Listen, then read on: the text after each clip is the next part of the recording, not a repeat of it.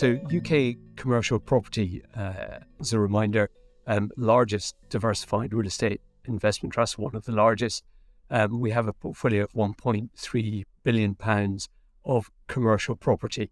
That's spread across sectors, but with a strong focus, 60% of the portfolio invested in industrial and logistics.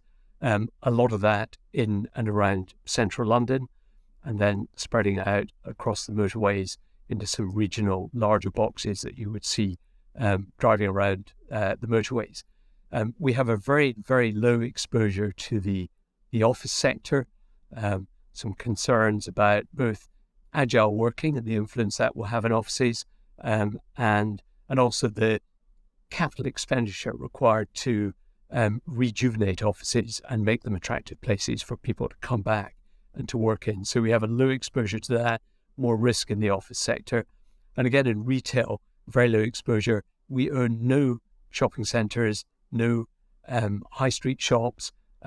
We think that the potential recessionary environment that we're coming into and the hit that may have on disposable income will be bad for retail fashion, so we don't invest there. We have some retail exposure, but at the discount end of retail parks. One at Trafford in Manchester in particular, really, really busy, another in Leicester. The discount end, these are really popular and people like buying there. And then an interesting area of the market that I've invested in is what I call the alternatives sector. So anything that is not an industrial property, an office property or retail property. And we've been building some student accommodation blocks, one in Edinburgh, really, really successful, great university, and one in Exeter, similar characteristics. These are proving really popular. We've just started building a hotel in Leeds, and all of these three designed to be operating assets. So we'll actually run these and capture the income, get a better yield from these assets. The proviso with all of them is they have to be in fantastic cities with a really good supply and demand balance, and really popular for the people that use them. So we've had an interesting year. We've delivered really strong operational performance. So our dividend has increased over 2022 by 11%, and on top of that, we paid a special dividend to shareholders, and that's on the back of strong rental growth in the portfolio and earnings growth of 19% coming from the portfolio. And that's being delivered because we're invested, particularly in this industrial and logistics sector.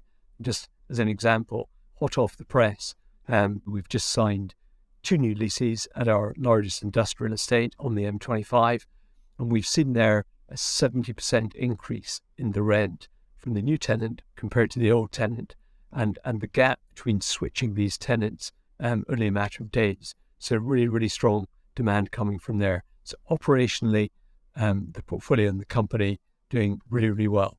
And equally, the prospects looking forward for that are very strong. We talk about, in my world, rental reversion. That means the ability to convert the theoretical rent of a property that a tenant will pay into cash, into real rent. And that's the job of my team coming up for the next few years. And I'm really, really positive about that. Having said that, our NAV, particularly in Q4, saw quite a sharp fall.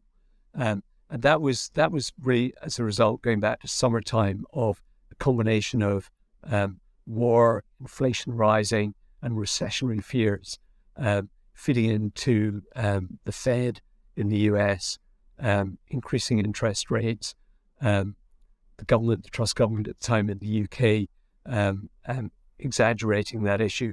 So a real rise in interest rates, making and removing really the margin that you as a shareholder would have into real estate. So gilts rose to 4.5%, and a typical UK real estate portfolio would be yielding 4.2% in June. So no margin. What we're seeing now with a re-rating, the industrial market was most highly valued. That's re-rated most quickly. Quite a large fall at the end of last year. That's out the way now. And actually that means the prospects for the recovery our soonest. So think back to the really strong operational performance, strong increases in rent, a real lack of supply of warehouses for people to do online shopping through, or indeed to bring onshore into the UK manufacturing and distribution goods instead of relying on long supply chains. So really strong dynamic for rental growth there, which is really interesting. And also, as a house, Aberdeen, we feel that interest rates short term will rise, but then by the end of this year, towards the end of this year, we could see interest rates coming down to 2.25%, 2.5%. And that Bank of England rate cutting is going to be really, really good for real estate. Recreate that margin. So on top of that capital story of a margin coming through, we also have in UK Commercial Property REIT really strong operational performance. And I touched on prospects for rental growth. And just to think back a little bit over the year, we've had some really strong asset management success. At Radlett, I mentioned 2 new lettings driving rents up by 70%. And we have a continuing story to increase the rents at that industrial estate. These are not the very highest rents in London. They're actually very good value rents. And we find that's really attractive for tenants. We've got a very wide tenant base, tenants in the film industry. We have in different estates in London, bonded warehouses, self-storage, big diversity of tenants feeding into this. And I think that's a great place to be. As well as that, we have an Amazon warehouse, Wembley. They really like that location in town for delivering into London. And an Ocado store just on the edge of the M25 at Hatfield with their robotic process there. Really, really interesting company that does very well for us. As well as the industrial, though, with our operating and alternative income, we've had some successes on the student front. We invested into the development of 2 student schemes, one in Edinburgh, really, really strong university, one in Exeter, equally very, very good. And we took the opportunity in Edinburgh to convert that from running it ourselves to leasing it to Edinburgh University. They were so pleased with the facility, they approached us and said, can we sign a 20-year inflation-linked lease? And we just thought that opportunity was too good to miss. So we've signed up there. Very, very popular. Students love it. Then in Exeter, we are running that on an operational basis. Again, the students love it. Great university. It's right beside the campus. And here, already we've pre-sold for the next academic year, 23-24, 50% of our rooms. Just shows the demand for that in the right place. I'm very, very pleased with that. Moving on to talk about leverage. So as an investment trust, there are 2 really interesting attributes. As I've said before, we're closed-ended. We're not exposed to any investors wanting to redeem units, the open-ended space. So we run ourselves, which I think is a great thing for real estate. But we're also able to leverage. And this company, with our board, has always been very prudent with its leverage. We've maintained relatively low leverage at the moment. At the year-end December, we sit with 20% group loan-to-value. And of that, 68% is at a very low fixed cost of debt, 2.9% fixed cost of debt compared with interest rates one can find for mortgages or whatever amount. It's a very low and a very low quantum. And we think that's a really interesting place to be. We have some flexible debt, and we've re-signed with Barclays Bank our flexible debt arrangement. And we've pushed that out to January 26 to avoid any refinancing in a potentially a slightly more turbulent banking environment in 2023. So I'm really happy with our leverage position, with the cost of it and the flexible ability to draw and pay back debt as we want.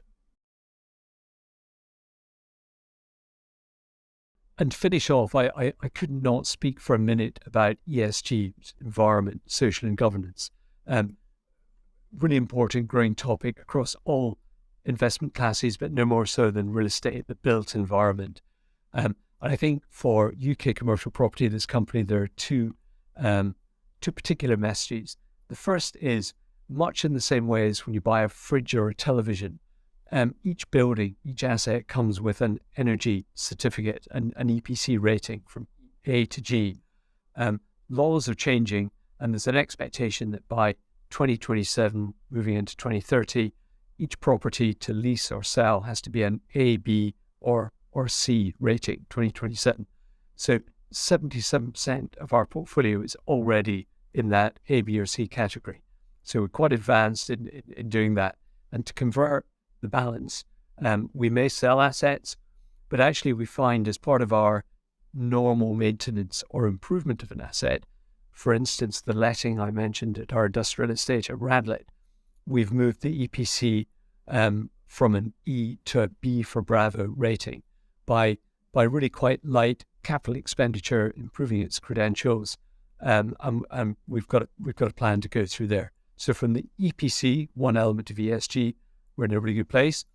The other side is two goals we've set ourselves to be carbon net zero. And we've put two goals in place. The first is that all energy and emissions that we control as a landlord will be net zero by 2030, and we're on track to do that. We're working very hard. A lot of that is by making sure that common areas have electric heating and cooling, converting from gas to electric. So the hotel that we're building in Leeds with the developer, we switched from a gas supply for hot water to electric, and that's going to be really, really popular for tenants and visitors in the future. And the second target is by 2040 that our whole portfolio, so working with tenants, will be carbon neutral. And we have examples with Curry's in one of our retail park wanting to put solar panels on the roof, and the same with another industrial tenant in the Midlands. So working with tenants to improve the buildings, to give better ESG credentials. Really important for shareholders that we have that, for better performance, and for our tenants and occupiers and the environment.